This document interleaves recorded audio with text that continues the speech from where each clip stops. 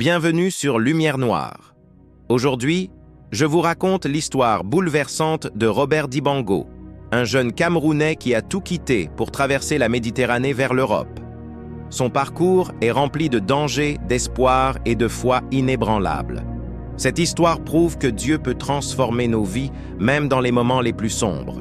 Si vous croyez au miracle, abonnez-vous, likez cette vidéo et partagez ce message d'espoir. Restez jusqu'à la fin, car ce témoignage va vous marquer à jamais. Chapitre 1. Le départ. Quitter Douala pour un rêve. Robert Dibango avait 23 ans lorsque sa vie bascula définitivement. Né et élevé à Douala, dans le quartier populaire de New Bell, il connaissait par cœur les ruelles poussiéreuses, les cris des vendeurs ambulants et l'odeur du poisson grillé qui flottait chaque soir dans l'air humide. Sa mère, Maman Grace, était couturière. Elle passait ses journées penchée sur sa vieille machine à coudre Singer, les doigts agiles transformant des tissus colorés en robes et chemises pour les clients du quartier.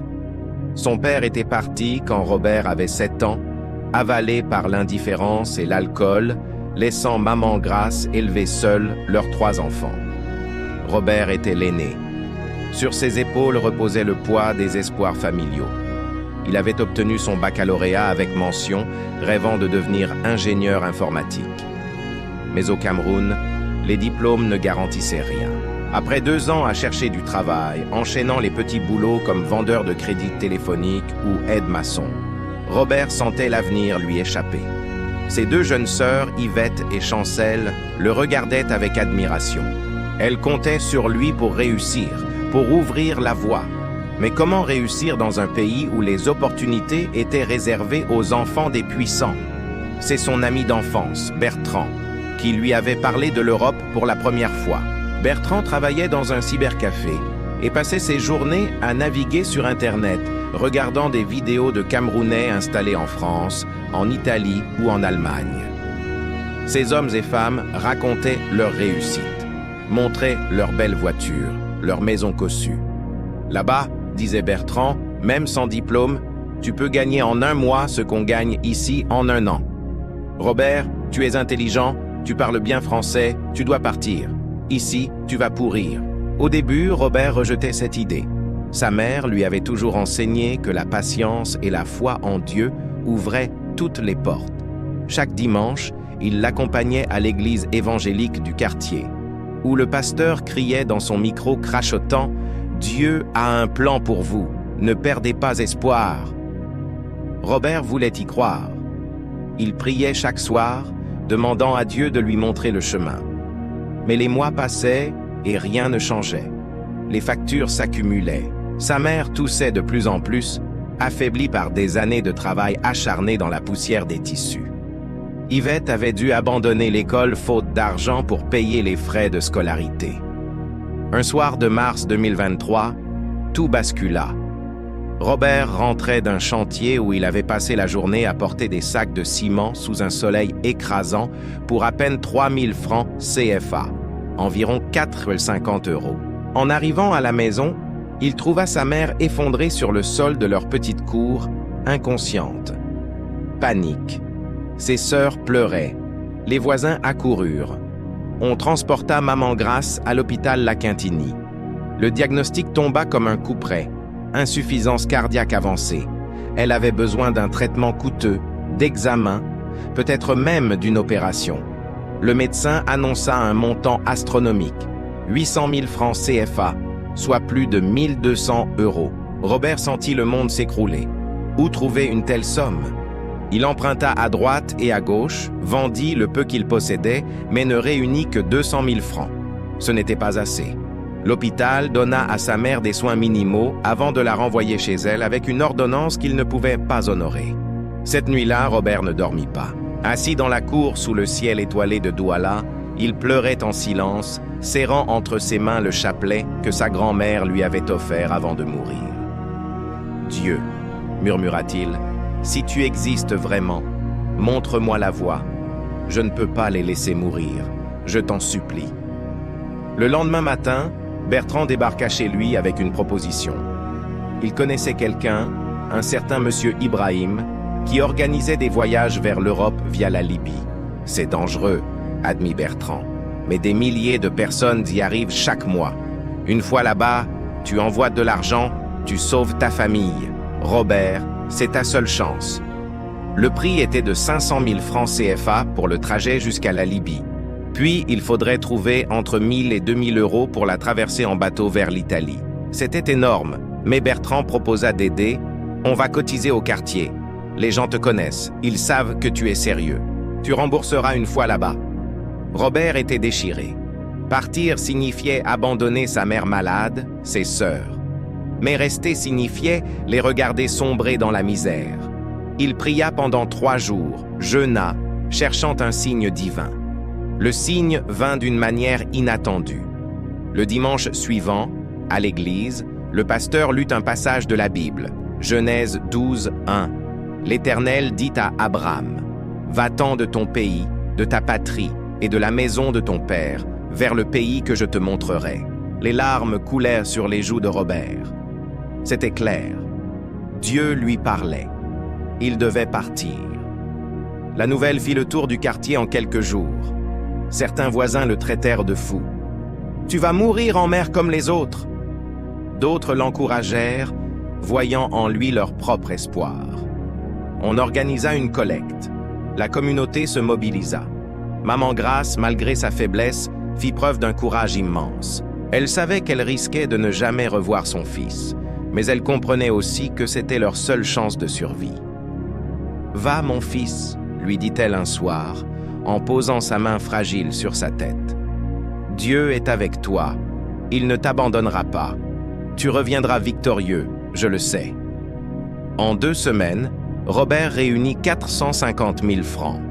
Il emprunta le reste à un usurier du quartier à un taux exorbitant, mais peu importait. Son voyage était financé. Monsieur Ibrahim, un Nigérian bedonnant au regard rusé, lui expliqua le parcours. Bus jusqu'au Nigeria, puis camions à travers le Niger et le désert du Sahara jusqu'à la Libye. De là, traversée de la Méditerranée vers l'Italie. 2 semaines, 3 maximum, promit Ibrahim.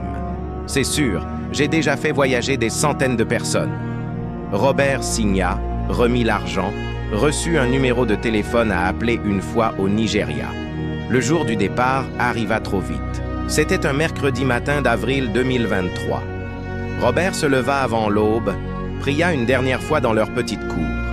Il embrassa ses sœurs qui sanglotaient, incapables de comprendre pourquoi leur grand frère les quittait. Maman Grace l'accompagna jusqu'à la gare routière de Bonabéry. Elle portait son plus beau pagne, celui qu'elle réservait pour les grandes occasions. Sur le quai, au milieu de la foule bruyante et des bus crachant de la fumée noire, elle prit son fils dans ses bras. « Mon enfant », murmura-t-elle à son oreille, « où que tu ailles, n'oublie jamais qui tu es. N'oublie jamais d'où tu viens. Et surtout, n'oublie jamais que Dieu veille sur toi. Il a un plan. » Robert monta dans le bus, un véhicule déglingué bondé de voyageurs, de bagages et même de quelques poules attachées sur le toit. Il trouva une place près de la fenêtre. Alors que le moteur toussait avant de démarrer, il regarda une dernière fois sa mère. Elle se tenait là, immobile, une main levée en signe d'adieu, le visage baigné de larmes, mais le regard fort. À cet instant, Robert comprit qu'il ne pouvait plus reculer. Il portait sur ses épaules l'avenir de toute sa famille. Le bus s'ébranla dans un nuage de poussière rouge. Douala s'éloignait peu à peu. Robert sortit de sa poche une petite photo froissée, un cliché de famille pris 5 ans plus tôt, avant que tout ne devienne si difficile. Ils souriaient tous. Son père était encore là, sa mère avait l'air en bonne santé, ses sœurs étaient petites et insouciantes. Il serra la photo contre son cœur et ferma les yeux. Dans sa tête résonnait une prière simple mais puissante. « Seigneur Jésus, je remets ma vie entre tes mains. Là où je vais, je ne connais rien ni personne. Mais tu m'as appelé à partir. Alors guide mes pas, protège-moi du danger et fais que je réussisse pour ceux que j'aime. » Le voyage jusqu'au Nigeria dura 16 heures éprouvantes. Les routes étaient défoncées, le bus tombait en panne régulièrement. À la frontière, les douaniers les harcelèrent, exigeant des pots de vin. Robert dut donner 5 000 francs qu'il ne pouvait pas se permettre de perdre. Mais il continua.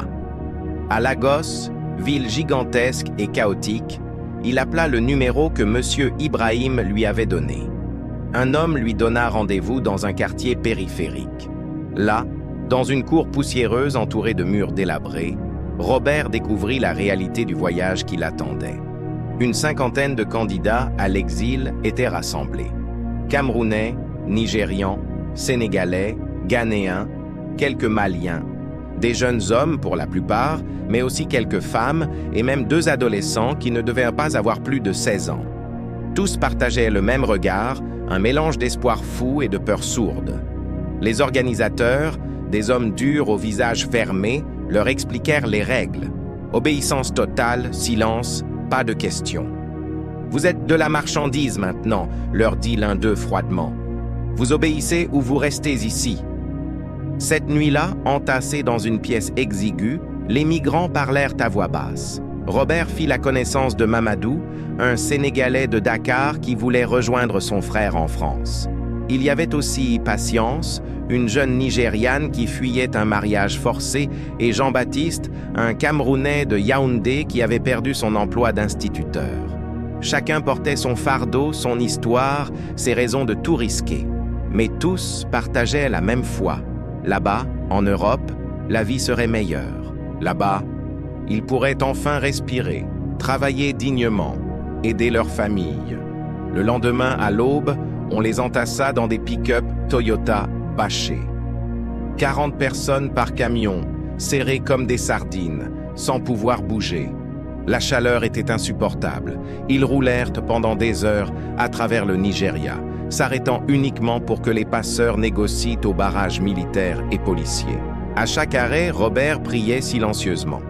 Il avait peur, mais quelque chose au fond de lui restait calme. Une voix intérieure lui répétait « Continue, ne lâche pas, Dieu est avec toi ».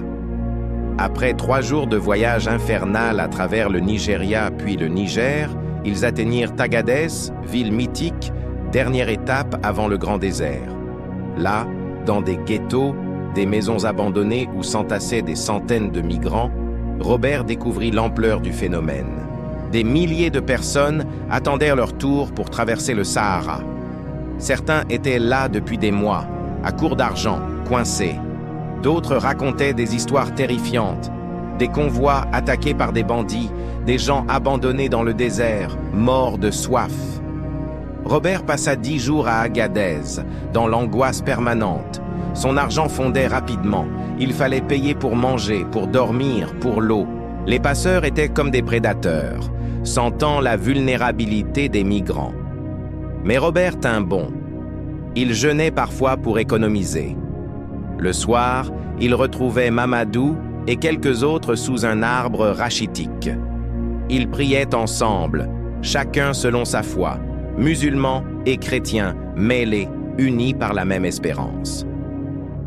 « Nous sommes tous enfants de Dieu, » disait Mamadou. « Il ne nous a pas amenés jusqu'ici pour nous abandonner. » Enfin, un soir, l'ordre tomba.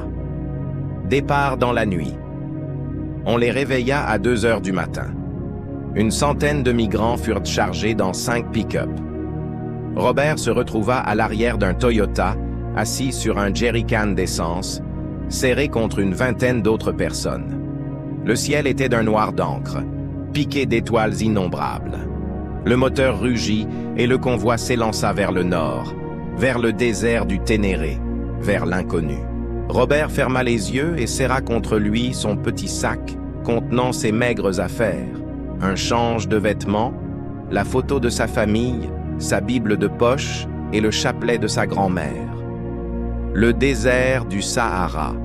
Robert n'aurait jamais pu imaginer pareille immensité. Pendant 4 jours et 4 nuits, ils roulèrent à travers un océan de sable et de rocailles. La chaleur du jour était étouffante, atteignant 50 degrés. La nuit, le froid tombait brutalement, glaçant les eaux. Il n'y avait rien à l'horizon. Pas un arbre, pas une maison. Rien que le sable à perte de vue et parfois les carcasses rouillées de vieux véhicules, tombeaux anonymes de convois précédents. L'eau et la nourriture étaient rationnées cruellement. Une bouteille d'eau par jour, un morceau de pain sec. Plusieurs personnes tombèrent malades, victimes de déshydratation et de dysenterie. Une femme enceinte perdit son bébé dans le camion, dans le silence horrifié des autres passagers. On s'arrêta à peine le temps d'enterrer le petit corps dans le sable avant de repartir. Patience, la jeune Nigériane, pleurait sans arrêt. Robert lui tenait la main, murmurant des prières, essayant de lui donner du courage alors que lui-même était au bord du désespoir. Le troisième jour, leur camion tomba en panne en plein désert. Le moteur avait rendu l'âme. Les passeurs discutèrent âprement. Finalement, ils décidèrent de répartir les passagers dans les autres véhicules et d'abandonner le camion. Mais il n'y avait pas assez de place pour tout le monde. 15 personnes, les plus faibles, furent laissées sur place avec la promesse qu'on viendrait les chercher. Robert ne sut jamais ce qu'elles étaient devenues. Dans le rétroviseur, il les vit disparaître dans un nuage de poussière, silhouette minuscule avalée par l'immensité du Sahara. Cette vision le hanterait pour toujours.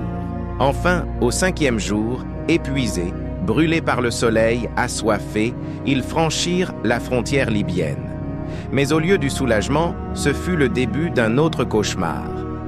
En Libye, déchirée par la guerre civile depuis la chute de Kadhafi, les migrants n'étaient plus des humains, mais une marchandise. À peine arrivés à Saba, ville du sud libyen, ils furent parqués dans un entrepôt sinistre, gardés par des hommes armés. Les conditions étaient inhumaines. Plus de 200 personnes entassées dans un hangar sans fenêtre, dormant à même le sol de béton froid, partageant 2 toilettes immondes, nourries une fois par jour d'un brouet immangeable. Robert comprit rapidement la situation. Ils étaient des prisonniers. Les passeurs libyens exigeaient de plus d'argent pour la suite du voyage, 1 500 € par personne pour la traversée vers l'Italie. Ceux qui ne pouvaient pas payer étaient vendus comme esclaves à des fermiers ou des miliciens locaux, ou tout simplement torturés jusqu'à ce que leur famille envoie une rançon. Robert avait encore 150 000 francs CFA cachés dans une ceinture sous ses vêtements, mais ce n'était pas assez. Il fallait trouver 1 500 €, soit presque 1 million de francs CFA. Les jours passèrent, puis les semaines. Robert se retrouva coincé dans cet enfer libyen. Chaque jour amenait son lot de violence.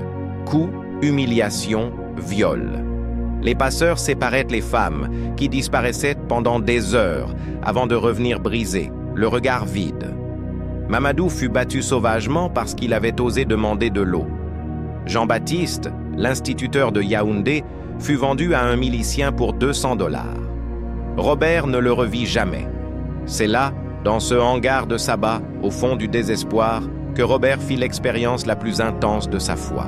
Un soir, alors qu'il était recroquevillé dans un coin, affaibli par la faim et la déshydratation, voyant ses compagnons sombrer dans la folie ou le désespoir total, il sentit quelque chose se briser en lui. Toute sa vie, on lui avait dit que Dieu existait, qu'il était bon, qu'il protégeait ses enfants. Mais où était Dieu ici? Où était-il quand patience était violée chaque nuit? Où était-il quand des hommes mouraient de faim et de soif? Où était-il dans cet enfer? Robert sortit sa Bible de poche et l'ouvrit au hasard. Ses yeux tombèrent sur le psaume 23. « Quand je marche dans la vallée de l'ombre de la mort, je ne crains aucun mal, car tu es avec moi. » Les larmes jaillirent. Il pleura comme il n'avait jamais pleuré, laissant sortir toute la peur, toute la douleur, toute la rage accumulée. Et dans ce moment de vulnérabilité totale, quelque chose d'extraordinaire se produisit. Une paix profonde, inexplicable, envahit son cœur. Il n'entendit pas de voix audibles, il ne vit pas de visions spectaculaires, mais il sut avec une certitude absolue que Dieu était là, avec lui, dans cet enfer. Cette nuit-là, Robert décida de ne plus survivre mais de vivre. Il commença à organiser les autres prisonniers.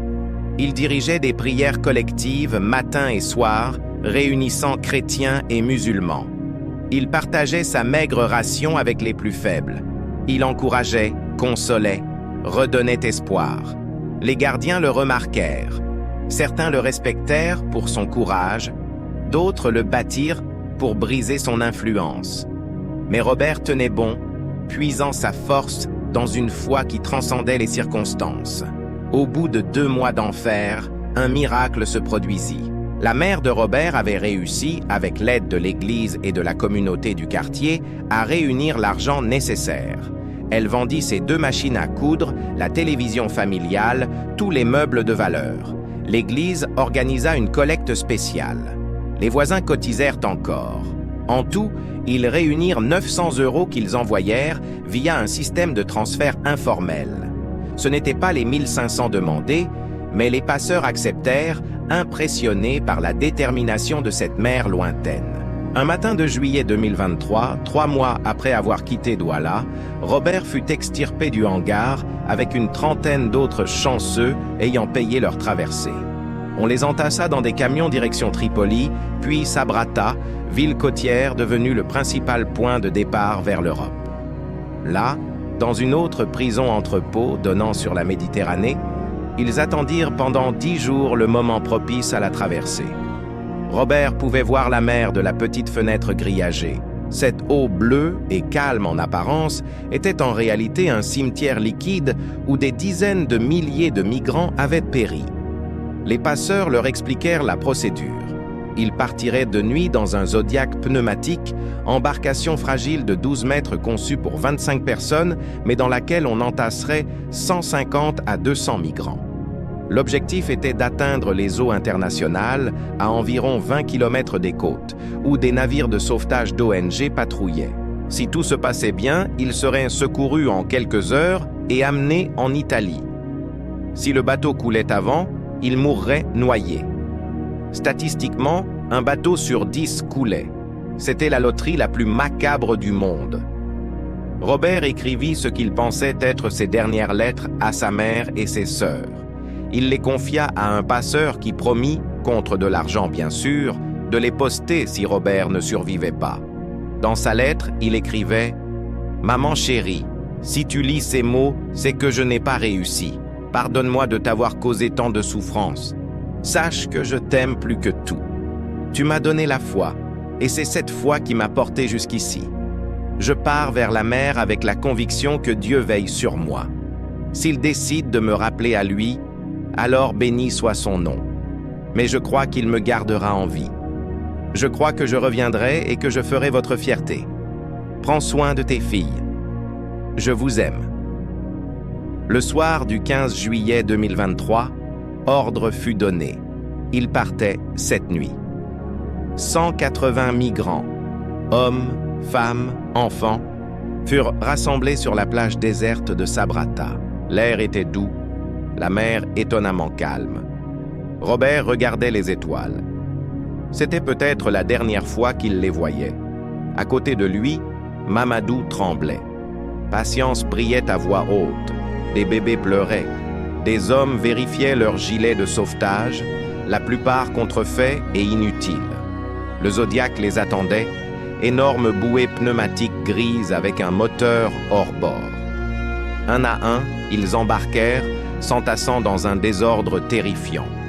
Robert se retrouva au milieu du bateau, coincé entre des dizaines de corps. Il n'y avait pas de place pour s'asseoir correctement, à peine pour respirer. Quand le dernier migrant grimpa à bord, le Zodiac était tellement surchargé que l'eau affleurait le bord. Un seul mouvement brusque et il coulerait. Le passeur, un Libyen d'une vingtaine d'années qui ne semblait guère plus expérimenté qu'eux, démarra le moteur. Dans un rugissement assourdissant, le Zodiac s'élança vers le large, s'éloignant des lumières de Sabratha. La Méditerranée les avalait, ces 180 âmes en quête d'un avenir meilleur, prêtes à tout risquer sur cette fragile embarcation. Robert ferma les yeux et pria. Autour de lui, 180 voix s'élevaient dans la nuit. Prières en arabe, en français, en anglais, dans différentes langues africaines. Toutes s'adressaient au même Dieu, implorant la même grâce, « Garde-nous en vie, amène-nous à bon port ». La traversée commença sous de bons auspices. La mer restait calme, le moteur ronronnait régulièrement. Mais au bout d'une heure, les choses se compliquèrent. Le moteur toussa, hoqueta, puis s'arrêta net. Panique à bord. Le passeur essaya de le redémarrer encore et encore, mais rien. Ils étaient en panne, dérivant en pleine mer dans la nuit noire. Certaines personnes criaient, d'autres pleuraient. Des bébés hurlaient, terrorisés. Le Zodiac commençait à prendre l'eau. Robert sentit l'eau froide monter autour de ses chevilles, puis de ses mollets. C'est à cet instant précis, alors que la mort semblait inéluctable, que Robert vécut ce qu'il ne pourrait décrire autrement que comme un miracle. Il se leva tant bien que mal, levant les mains vers le ciel étoilé. D'une voix forte qui surprit même lui-même, il cria « Seigneur Jésus-Christ, Fils du Dieu vivant, toi qui as marché sur les eaux et calmé la tempête, entends notre prière. Nous sommes tes enfants, perdus en mer, et nous plaçons notre vie entre tes mains. Sauve-nous, Seigneur, au nom puissant de Jésus. » Ce qui se passa ensuite stupéfia tout le monde. Dans la minute qui suivit la prière de Robert, le moteur redémarra spontanément. Le passeur n'avait rien fait, il regardait le moteur avec des yeux ronds. Pendant les 3 heures suivantes, malgré la surcharge, malgré l'eau dans le bateau, malgré toutes les probabilités contraires, le Zodiac avança vers le nord. Et au lever du jour, alors que le soleil embrasait l'horizon, ils aperçurent un navire. Un grand bateau blanc avec l'inscription Ocean Viking sur la coque. Un navire de sauvetage de l'ONG SOS Méditerranée. Les cris de joie explosèrent. Des gens pleuraient, d'autres tombaient à genoux. Robert, lui, fermait les yeux et murmurait sans cesse « Merci Seigneur, merci Seigneur, merci ».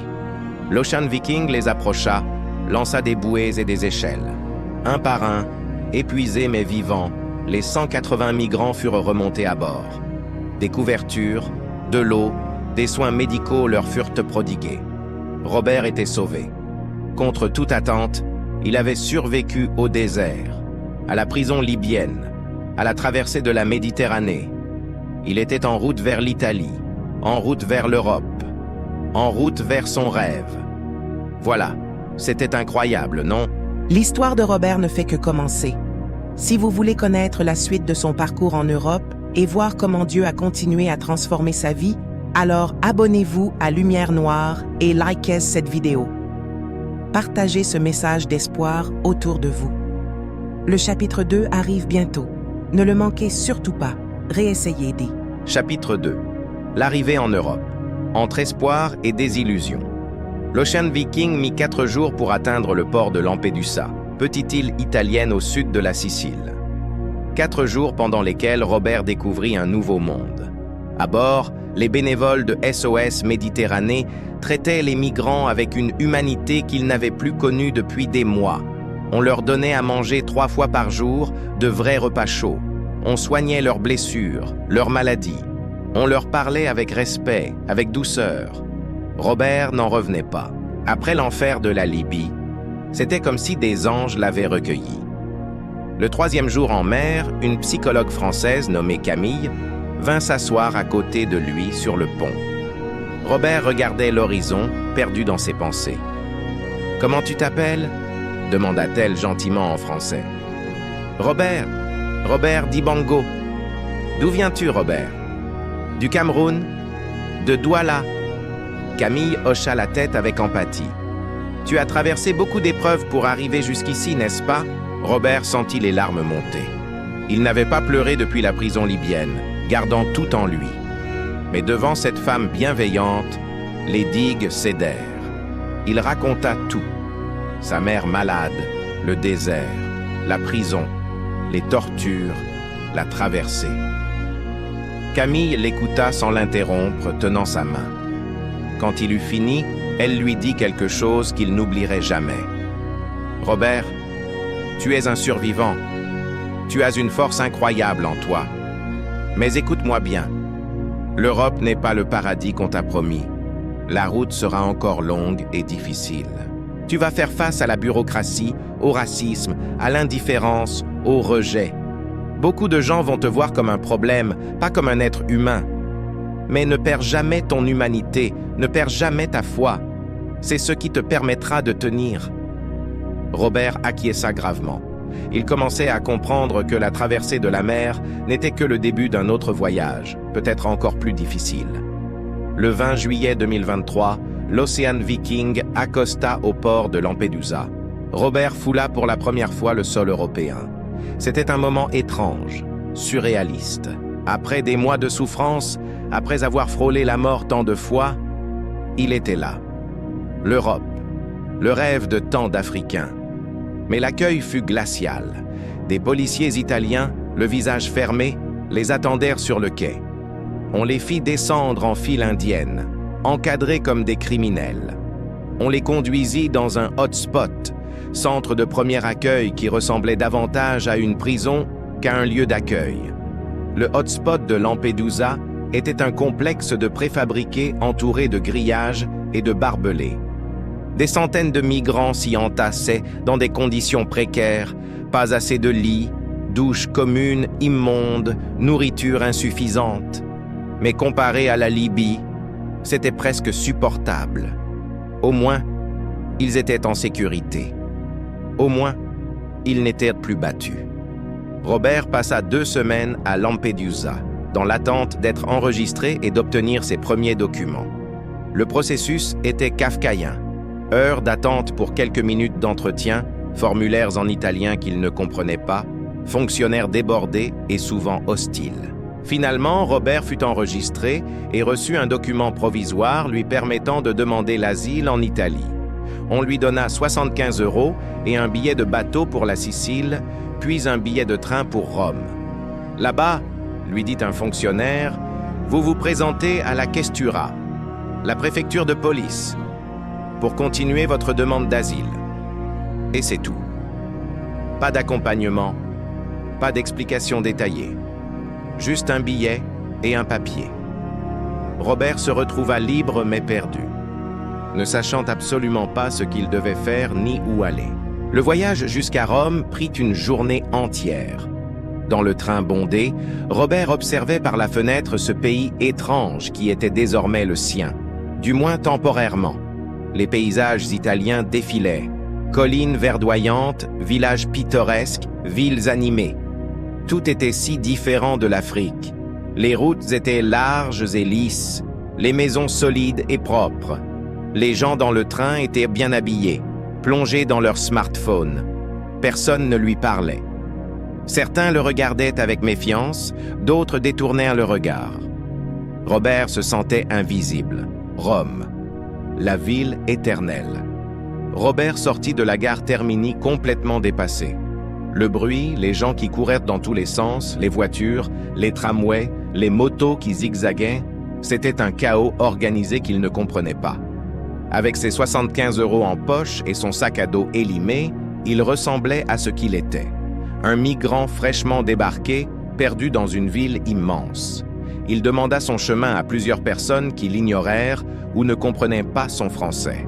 Finalement, un homme d'origine africaine, visiblement installé depuis longtemps, l'aida. « Tu viens d'arriver, je vois », dit l'homme en français avec un accent ivoirien. « Écoute, va à la Caritas, rue Marsala, pas loin d'ici. C'est une organisation catholique qui aide les migrants. Ils te donneront à manger et t'indiqueront un dortoir pour dormir. Et surtout, fais attention. Rome est belle, mais dangereuse pour les nouveaux arrivés. Ne fais confiance à personne. » Robert le remercia chaleureusement et suivit ses indications. Il trouva la Caritas, bâtiment modeste, où une centaine de migrants faisaient déjà la queue pour un repas gratuit.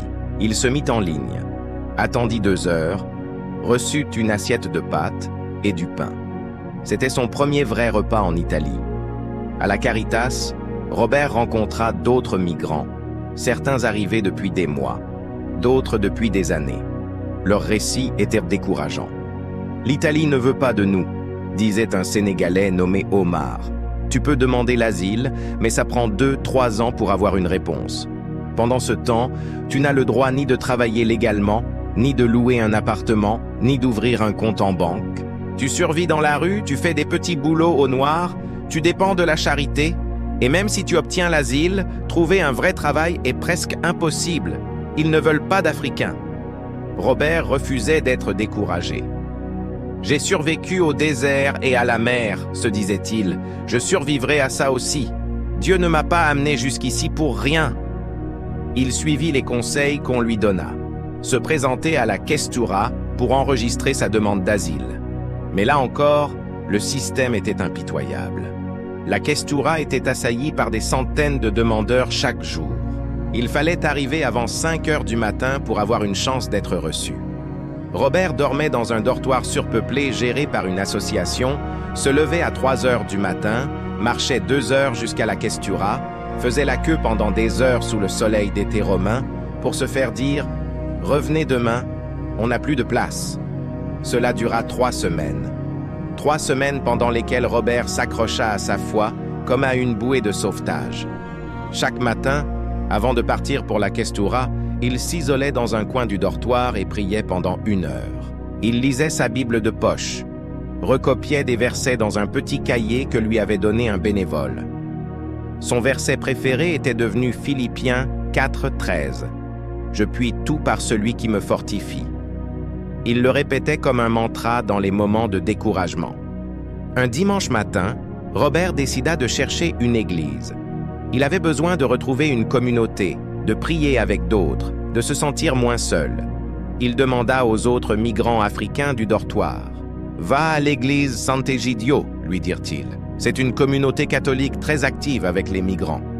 Tu y trouveras beaucoup d'Africains. » Robert s'y rendit.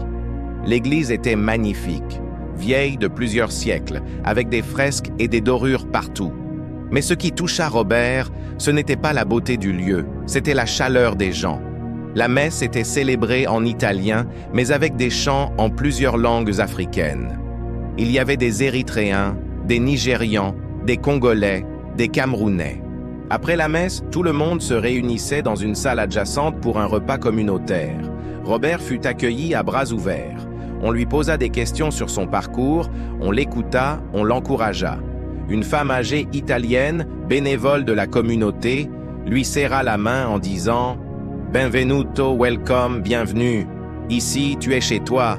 Dieu t'a protégé et il continuera de le faire. » Ce jour-là marqua un tournant. Robert avait trouvé une famille spirituelle. Il commença à venir chaque dimanche à Sant'Egidio. Là, il rencontra Père Antonio, prêtre italien d'une 60aine d'années qui consacrait sa vie à aider les migrants. Père Antonio parlait un français correct et prit Robert sous son aile. « Mon fils, lui dit-il, je vois en toi quelque chose de spécial. Tu as une foi solide, une force intérieure.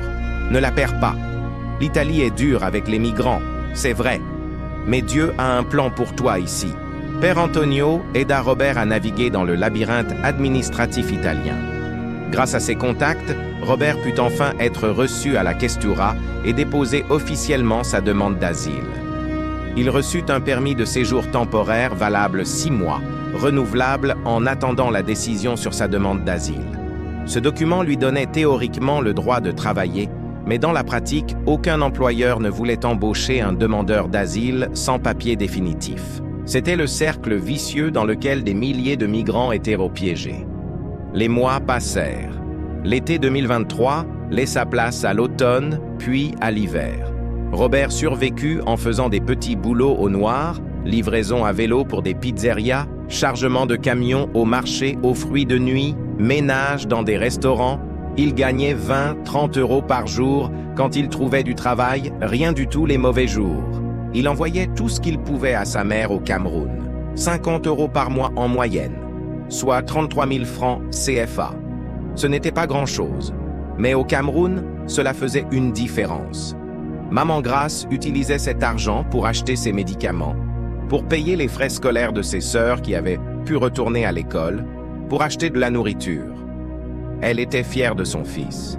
« Mon Robert, mon champion », disait-elle au téléphone lors de leur rare conversation. « Tu as réussi. Tu es en Europe. Tu envoies de l'argent. Tout le quartier parle de toi. Tu es notre héros. » Robert ne disait rien de la réalité. Les nuits dans les dortoirs glacés, les humiliations quotidiennes, la faim certains jours, le racisme constant. Il voulait préserver l'espoir de sa mère. Mais Robert ne se contentait pas de survivre. Il voulait vraiment s'en sortir, construire quelque chose. Père Antonio l'inscrivit à des cours gratuits d'italien donnés par des bénévoles. Robert était assidu, apprenant rapidement. En quelques mois, il parlait déjà correctement. Il apprit aussi les bases de la culture italienne, le fonctionnement du pays. Il lisait tout ce qu'il trouvait, s'instruisait sans cesse. Son rêve restait intact, devenir ingénieur informatique, avoir un vrai travail, une vraie vie. Un jour de janvier 2024, 6 mois après son arrivée en Italie, quelque chose d'extraordinaire se produisit. Robert traînait près de la gare Termini, cherchant des petits boulots, quand il vit une scène qui le bouleversa. Une vieille dame italienne, chargée de valises, avait perdu l'équilibre et était tombée sur le trottoir. Des dizaines de personnes passaient à côté d'elle sans s'arrêter, pressées, indifférentes. Robert n'hésita pas une seconde. Il courut vers elle, l'aida à se relever, ramassa ses affaires éparpillées, s'assura qu'elle n'était pas blessée. La vieille dame, Signora Lucia, était profondément touchée. Elle regardait Robert avec des larmes dans les yeux. « Grazie, grazie mille », répétait-elle. En italien approximatif, Robert lui demanda si elle allait bien, où elle allait. Elle habitait à quelques rues de là, mais ne pouvait plus porter ses valises. Robert insista pour les porter jusqu'à chez elle, refusant l'argent qu'elle voulait lui donner. « Non, signora, c'est normal d'aider. Vous êtes comme ma grand-mère. » Arrivé chez elle, Signora Lucia insista pour que Robert monte prendre un café. Elle vivait seule dans un petit appartement, son mari était mort 2 ans plus tôt, ses enfants vivaient dans le nord de l'Italie et venaient rarement. Elle était seule, comme tant de personnes âgées en Italie. Pendant 1 heure, ils discutèrent. Signora Lucia fut fascinée par l'histoire de Robert. Elle pleura en apprenant ce qu'il avait traversé. « Tu es un homme de bien ?» lui dit-elle. « Un vrai chrétien. J'ai passé ma vie à aller à l'église et je vois tant de chrétiens qui ne vivent pas selon les enseignements du Christ. Toi, tu les vis. » Avant de partir, Signora Lucia prit les mains de Robert dans les siennes. « Écoute, j'ai besoin d'aide. Je ne peux plus m'occuper de mon appartement comme avant. Les courses, le ménage, les petites réparations. Je voudrais t'embaucher. Je te paie 10 € de l'heure. Au noir, malheureusement, je ne peux pas faire mieux. 3 heures par jour, 5 jours par semaine. Ça fait 150 € par semaine. Qu'en dis-tu ? Robert n'en croyait pas ses oreilles. C'était un travail régulier, bien payé comparé à ce qu'il faisait. « Oui, signora, 1000 fois oui, merci, merci. » Ce travail changea la vie de Robert. Avec 600 € par mois assurés, il pouvait enfin planifier, économiser un peu, envoyer plus d'argent à sa famille. Mais plus que l'argent, c'était la relation avec Signora Lucia qui le nourrissait. Elle devint comme une grand-mère pour lui. Ils discutaient pendant des heures. Elle lui racontait l'Italie d'autrefois, sa vie, ses joies et ses peines. Lui racontait l'Afrique, sa famille, ses rêves. Une amitié profonde naquit entre cette vieille dame italienne et ce jeune migrant camerounais. Signora Lucia présenta Robert à ses amis du quartier, toutes des dames âgées vivant seules. Bientôt, Robert se retrouva à travailler pour 4 ou 5 d'entre elles, quelques heures par semaine pour chacune. Son revenu mensuel grimpa à presque 1000 €. Pour la première fois depuis son arrivée, il put louer une petite chambre dans un appartement partagé, quitter les dortoirs. Ce n'était qu'une chambre minuscule de 8 mètres carrés, partagée avec 2 autres migrants, mais c'était à lui. Il avait un toit, un endroit où poser ses affaires, un minimum d'intimité. Mais la vraie transformation de Robert n'était pas matérielle, elle était spirituelle. Plus les mois passaient, plus sa foi s'approfondissait. Il avait vu Dieu agir trop de fois pour douter. La survie dans le désert, le sauvetage en mer, la rencontre avec Signora Lucia au moment exact où il en avait besoin. Tout cela ne pouvait pas être un hasard. Robert commença à témoigner de sa foi partout où il allait. Dans le dortoir, il organisait des groupes de prière. À l'église Sant'Egidio, il aidait à accueillir les nouveaux arrivants, leur donnant des conseils, les encourageant. Un dimanche, Père Antonio lui demanda de témoigner devant toute la communauté. Robert était nerveux, mais accepta. Devant 200 personnes, Italiens et migrants mélangés, Il raconta son histoire. Il parla du Cameroun, de sa mère malade, du désert, de la prison libyenne, de la mer, de l'arrivée en Italie. Il parla surtout de comment Dieu l'avait porté à travers tout cela. Quand il termina en citant Romains 8, 28, « Toutes choses concourent au bien de ceux qui aiment Dieu ». Il y avait des larmes dans toute l'assemblée. Des gens vinrent l'embrasser, le remercier. Plusieurs lui dirent « Ton témoignage a renforcé ma foi ». Ce jour-là, Robert comprit sa mission. Dieu ne l'avait pas juste sauvé pour qu'il survive, mais pour qu'il soit un témoignage vivant de sa puissance et de sa fidélité. Robert décida de créer un petit groupe de soutien pour migrants à l'église. Chaque mardi soir, ils se réunissaient, une dizaine, puis 20, puis 30 personnes. Ils priaient ensemble, partageaient leurs difficultés, s'entraidaient concrètement. Robert était devenu un leader naturel, quelqu'un vers qui les autres se tournaient dans les moments difficiles. Mamadou, son ami sénégalais avec qui il avait traversé le désert et la mer, le retrouva à Rome au printemps 2024. Les retrouvailles furent émouvantes. Mamadou avait eu plus de difficultés que Robert. Il avait été piégé dans le sud de l'Italie, dormant dans des campements de fortune, exploité dans les champs agricoles pour 20 € par jour, de travail éreintant. Il était déprimé, découragé, prêt à tout abandonner et à retourner au Sénégal. Robert l'accueillit, l'hébergea dans sa petite chambre, lui redonna espoir. « Mamadou, mon frère, écoute-moi. Tu es vivant. C'est déjà un miracle. Dieu ne t'a pas fait survivre à tout ça pour rien. Accroche-toi. Je vais t'aider à trouver du travail, à t'en sortir. » En quelques semaines, grâce au réseau que Robert avait construit, Mamadou trouva des petits boulots, puis un travail plus régulier dans un restaurant. Il rejoignit le groupe de prière du mardi soir. Lentement, il reprit pied. Sa transformation fut spectaculaire. « Robert, lui dit-il un soir, tu m'as sauvé la vie. Sans toi, je me serais suicidé. Tu es un ange que Dieu a placé sur ma route. » Robert le serra dans ses bras. « Non, mon frère, c'est Dieu qui nous a sauvés tous les deux. Moi, je ne suis qu'un instrument. » Pendant ce temps, la situation de Robert continuait de s'améliorer progressivement. Signora Lucia et ses amis furent tellement satisfaites de son travail qu'elles le recommandèrent à d'autres personnes. Robert se retrouva avec une petite clientèle de 10 à 15 personnes âgées pour qui il faisait diverses tâches: courses, ménage, petites réparations, accompagnement médical. Il gagnait maintenant 1 500 € par mois, un revenu correct pour Rome. Il put louer un petit studio de 20 mètres carrés pour lui tout seul. C'était modeste mais propre, avec une petite cuisine et une salle de bain, le paradis après ce qu'il avait connu. En septembre 2024, 15 mois après son arrivée en Italie, Robert reçut enfin une réponse concernant sa demande d'asile. Il avait presque abandonné l'espoir, ayant entendu tant d'histoires de demandes refusées. Mais miracle, sa demande était acceptée. Il obtenait le statut de réfugié pour 5 ans, renouvelable. Cela signifiait des papiers en règle, le droit de travailler légalement, de voyager dans l'espace Schengen, de construire vraiment une vie. Robert pleura de joie en lisant la lettre. La première chose qu'il fit fut d'aller à l'église Sant'Egidio remercier Dieu. Avec ses papiers en règle, de nouvelles opportunités s'ouvrirent. Une association qui aidait les réfugiés à s'insérer professionnellement contacta Robert.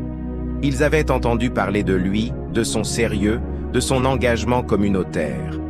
Ils lui proposèrent une formation en informatique, son domaine de rêve, financée par des fonds européens. 6 mois de formation intensive, puis aide au placement en entreprise.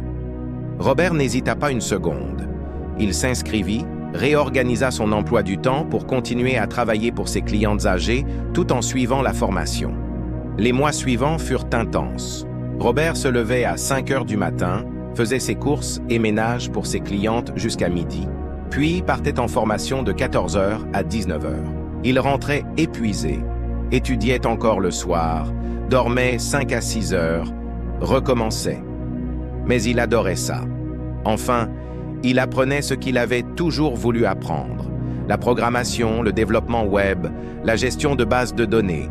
Il était le meilleur élève de sa promotion, dévorant les cours, posant des questions, aidant même les autres étudiants. En mars 2025, Robert termina sa formation avec d'excellentes notes.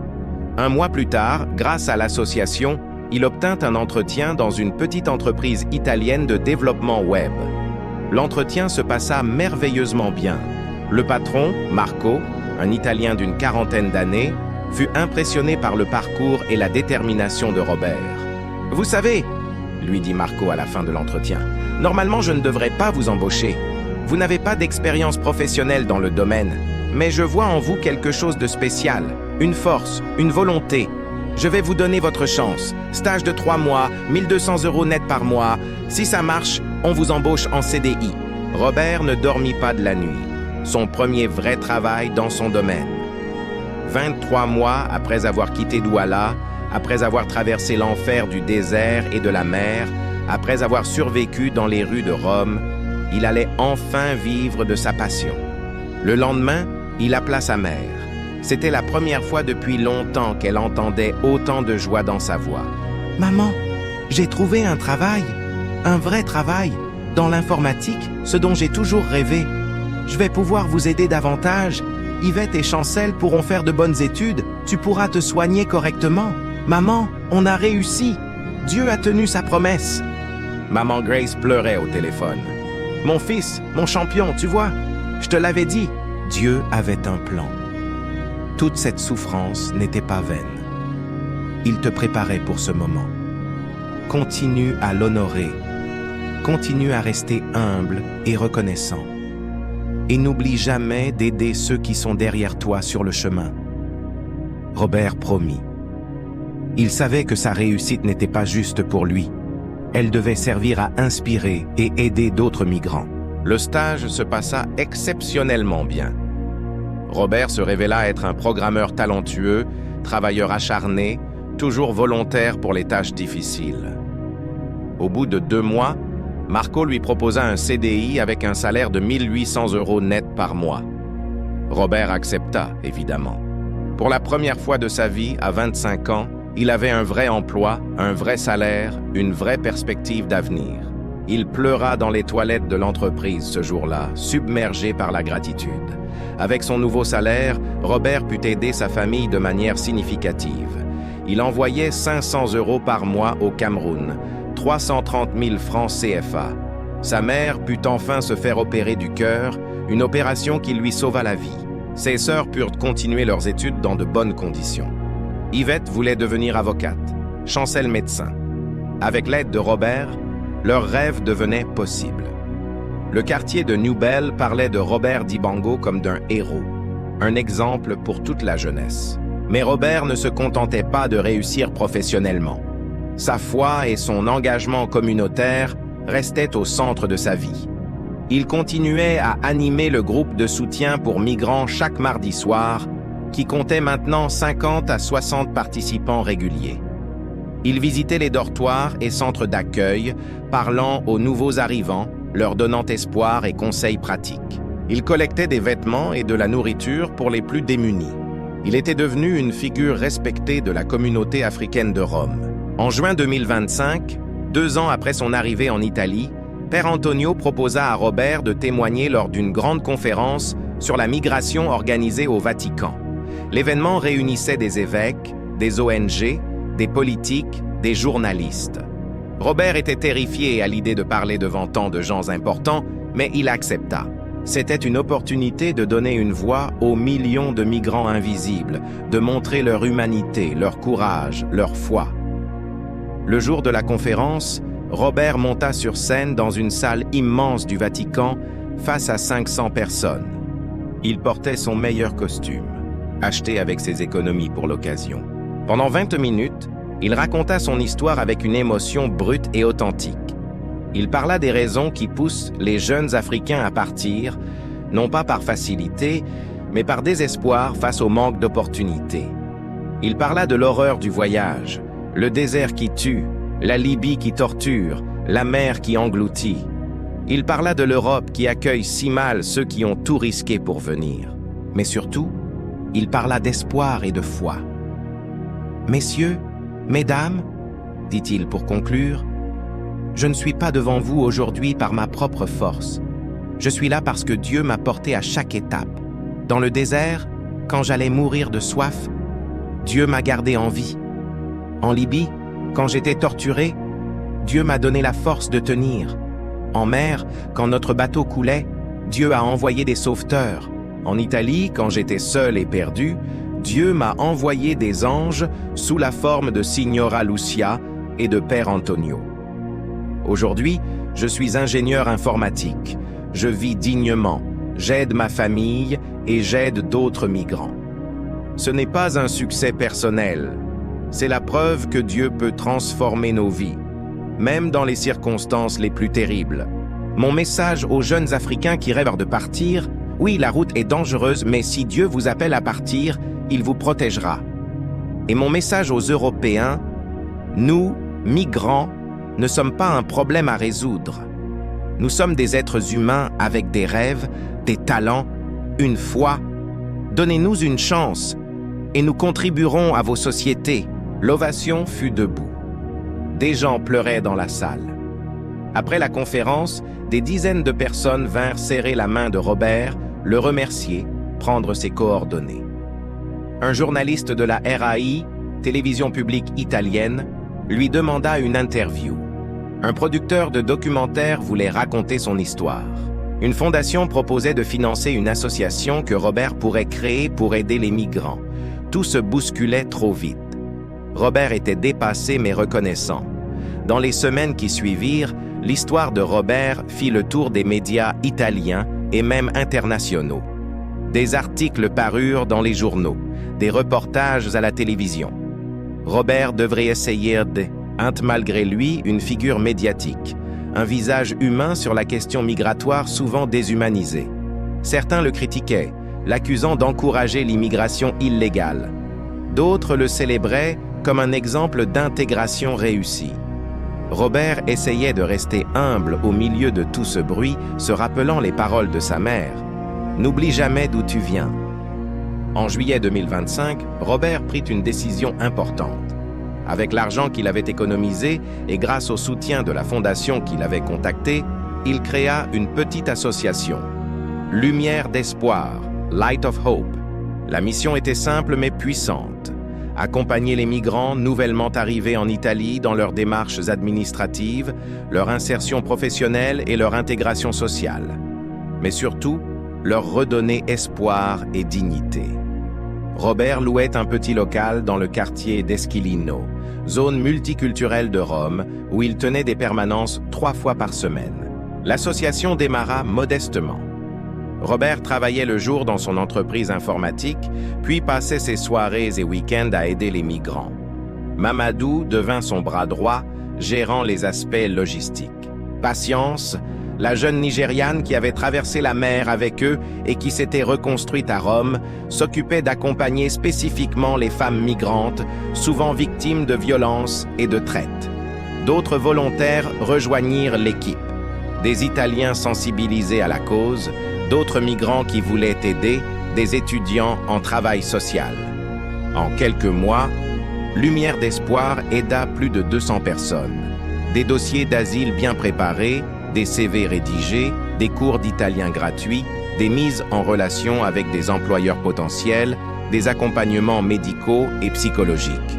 Mais au-delà de l'aide concrète, c'était l'esprit de l'association qui faisait la différence. Robert avait instauré un rituel. Chaque semaine, tous ceux qui fréquentaient l'association, chrétiens, musulmans, athées, se réunissaient pour un moment de partage. Chacun racontait son histoire, ses progrès, ses difficultés. On priait ou méditait ensemble selon les convictions de chacun. On se serrait les coudes. On formait une vraie famille.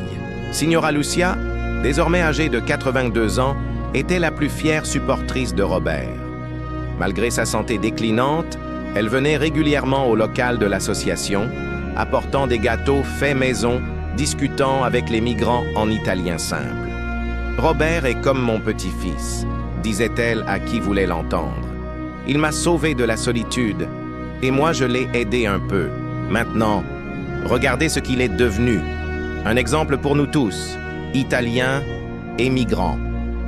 L'amitié entre cette vieille dame italienne et ce jeune Camerounais était un symbole puissant de ce que l'humanité pouvait être quand elle dépassait les frontières et les préjugés.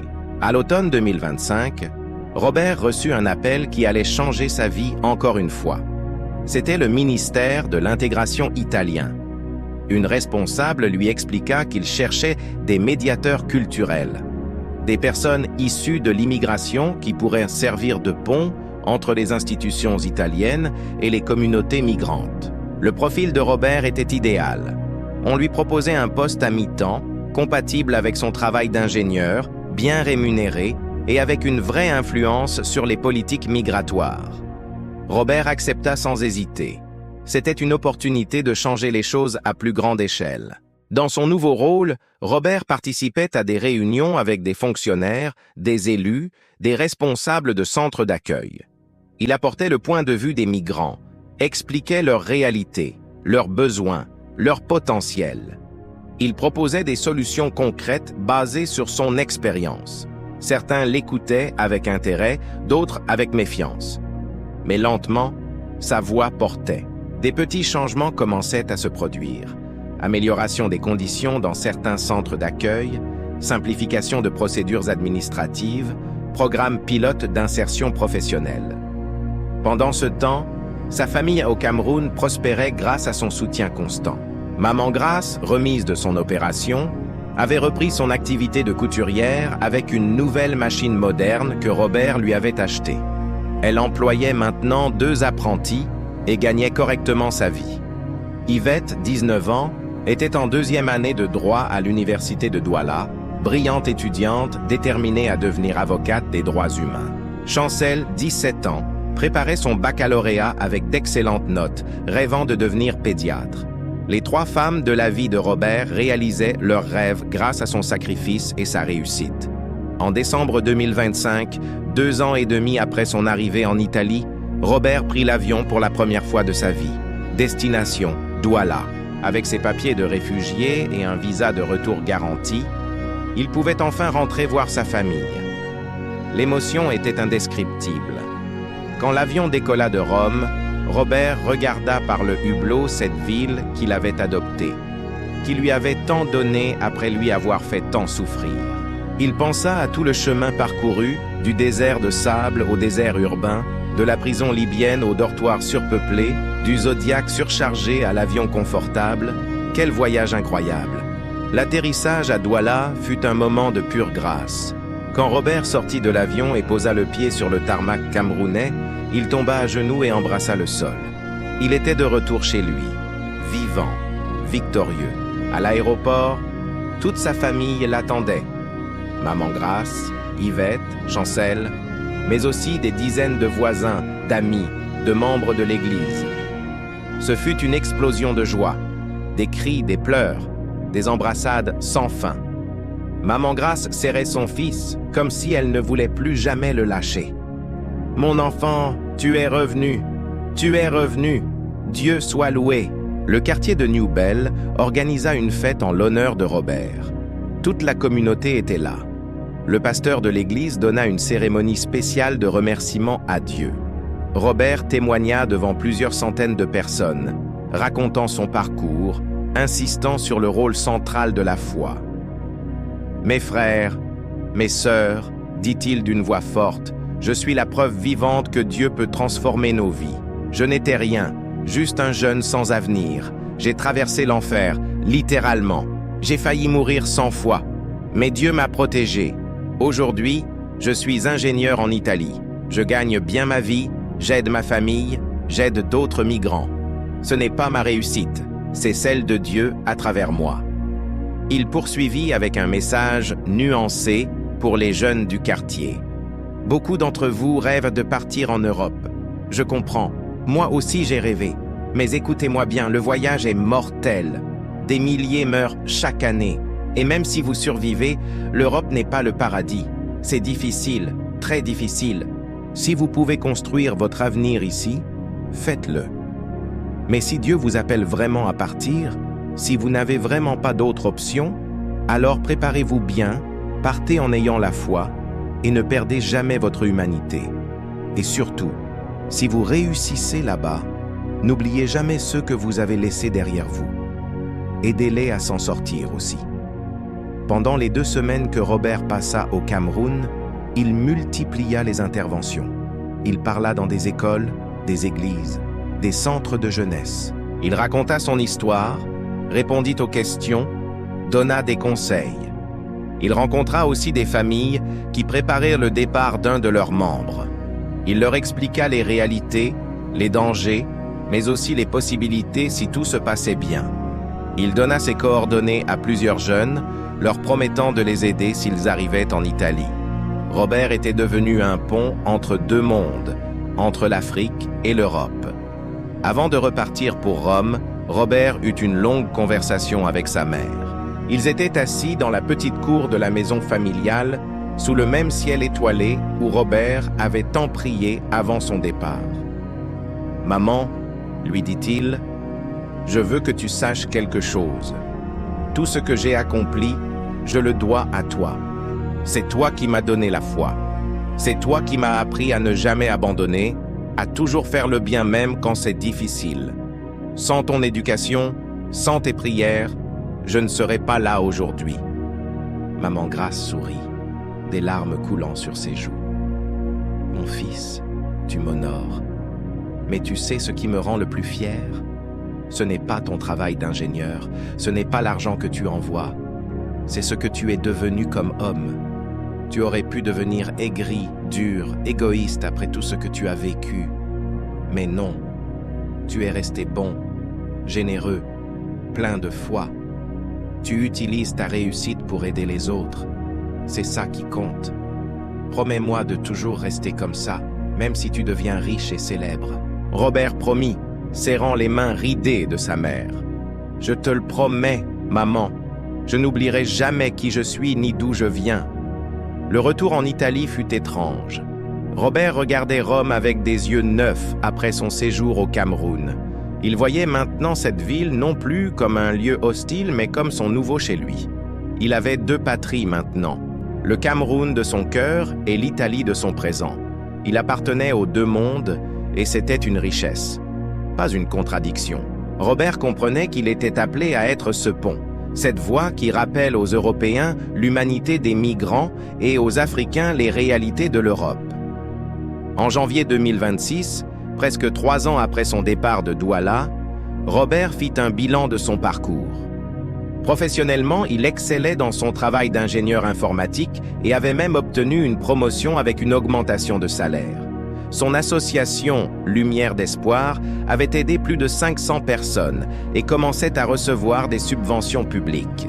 Son rôle de médiateur culturel au ministère lui permettait d'influencer positivement les politiques migratoires. Sa famille au Cameroun allait bien, ses sœurs réussissaient leurs études, sa mère était en bonne santé. Mais au-delà de ses réussites matérielles, c'était la transformation intérieure qui comptait le plus. Robert n'était plus le jeune homme désespéré qui avait quitté Douala. Il était devenu un homme de foi profonde, forgé par l'épreuve. Il avait appris que Dieu ne nous épargne pas toujours les tempêtes, mais qu'il nous donne la force de les traverser. Il avait appris que les miracles existent, pas toujours spectaculaires, mais réels, dans une rencontre au bon moment, dans une porte qui s'ouvre quand tout semble fermé, dans une force intérieure qu'on ne savait pas posséder. Robert pensait souvent à tous ceux qui n'avaient pas eu sa chance. Combien étaient morts dans le désert? Combien avaient été engloutis par la Méditerranée? Combien étaient encore prisonniers en Libye? Combien erraient dans les rues d'Europe sans papier, sans espoir? Ils portaient leur mémoire, leur douleur. C'est pour eux qu'ils continuaient à se battre, à témoigner, à aider. Chaque migrant qui l'aidait à s'en sortir était une victoire contre l'injustice, une lumière dans les ténèbres. Un soir de février 2026, Robert était seul dans son petit studio romain. Il tenait entre ses mains la photo froissée de sa famille, celle qu'il avait serrée contre son cœur dans le bus qui l'emmenait loin de Douala. Il la regarda longuement, pensant à tout ce qui s'était passé depuis ce jour d'avril 2023. 3 années qui semblaient en contenir 10. Il ouvrit sa Bible de poche, usée par les lectures répétées, et relut le psaume 23 qu'il avait tant soutenu dans le hangar libyen. L'Éternel est mon berger, je ne manquerai de rien. Quand je marche dans la vallée de l'ombre de la mort, je ne crains aucun mal, car tu es avec moi. » Des larmes de gratitude coulèrent.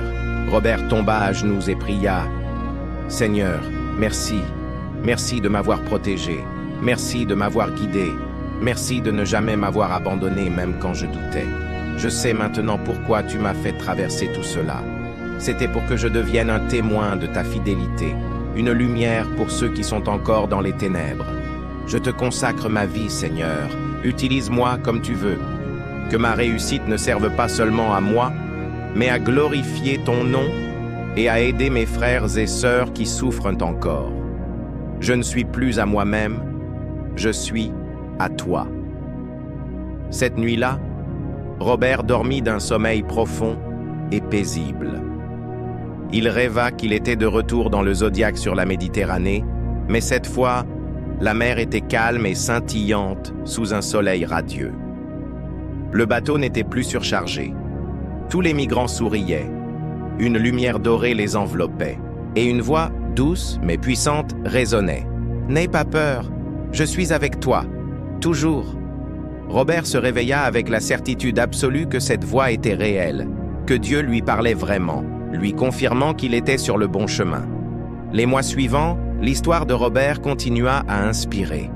Un documentaire de 52 minutes sur son parcours fut diffusé sur la télévision italienne et eut un impact énorme.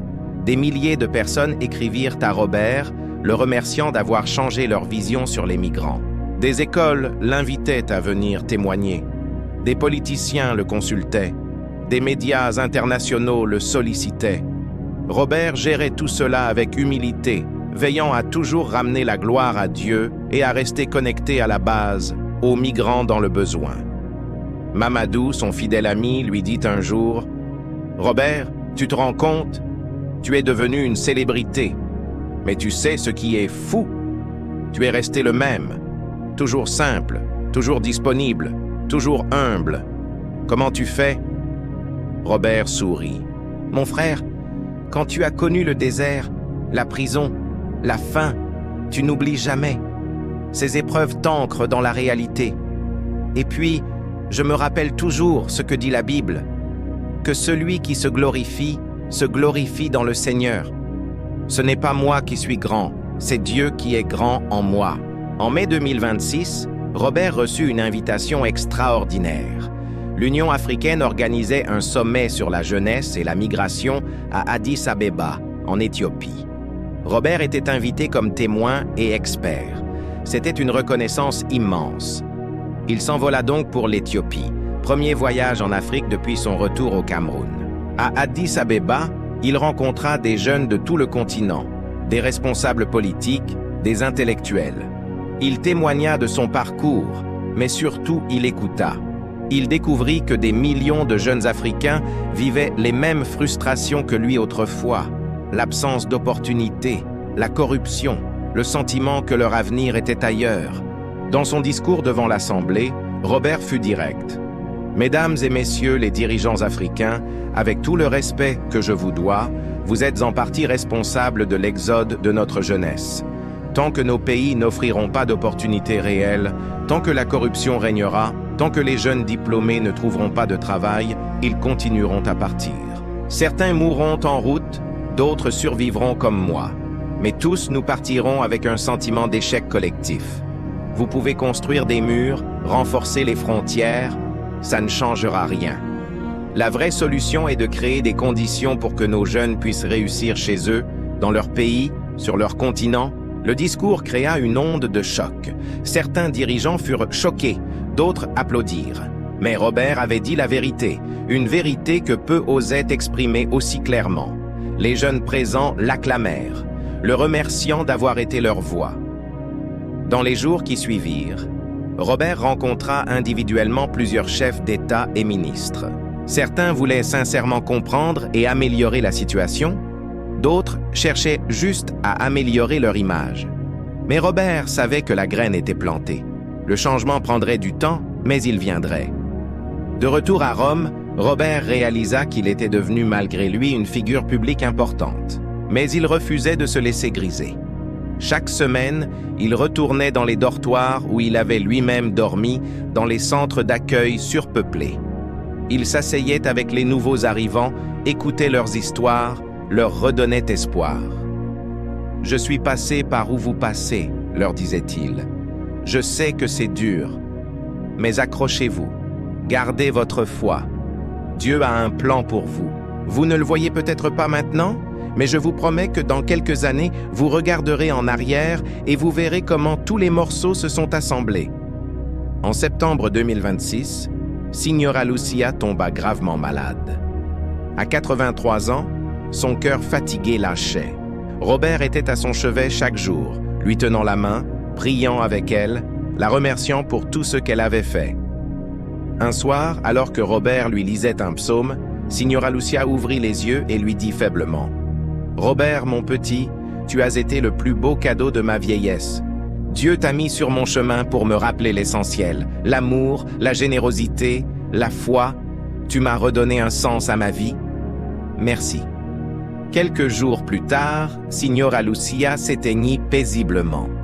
Robert pleura comme s'il avait perdu sa propre grand-mère. Aux funérailles, l'église était pleine, famille de Signora Lucia, voisins, amis, mais aussi des dizaines de migrants que Robert avait aidés et qui venaient rendre hommage à cette femme qui avait changé le destin de leur leader.